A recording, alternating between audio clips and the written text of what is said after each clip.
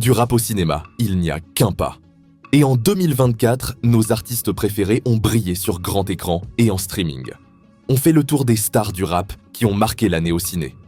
On commence avec Booba, le duc de Boulogne, qui a frappé un grand coup cette année.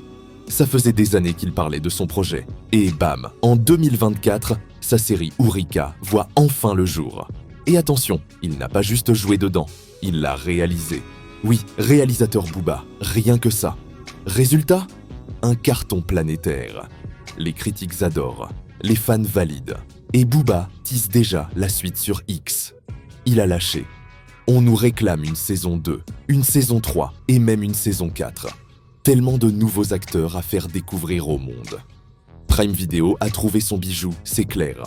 On continue avec Franck Gastambide qui a exploré l'univers du MMA avec sa série La Cage. Et là, grosse surprise, c'est Bosch qui incarne le méchant. Oui, le rappeur a troqué son micro contre une transformation physique de dingue. Musclé, intimidant, il est parfait pour ce rôle. Mais le plus surprenant cette année, c'est Kaaris. D'habitude, tu le vois en méchant bien badass, non ? Eh bien, dans le film 4-0, il a changé de registre pour un rôle comique. Et franchement, ça lui va bien.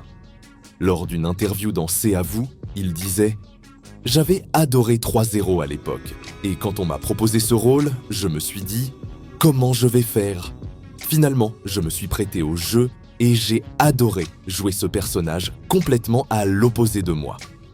Résultat, il a fait rire tout le monde. Ensuite, il y a Attic, qui a choisi un thriller sombre avec Anthracite. Son personnage, un gars avec un passé bien compliqué, doit élucider un vieux fait divers pour prouver son innocence. Et spoiler, le succès est tel qu'un spin-off est déjà en discussion. Franchement, Attic en détective, ça envoie. De son côté, Fianso continue son ascension dans le monde du cinéma. Depuis qu'il a annoncé sa retraite musicale, il est partout. Cette année, il est à l'affiche de Barbès Little Algérie, un film qui plonge dans les histoires du célèbre quartier parisien. Une vraie réussite.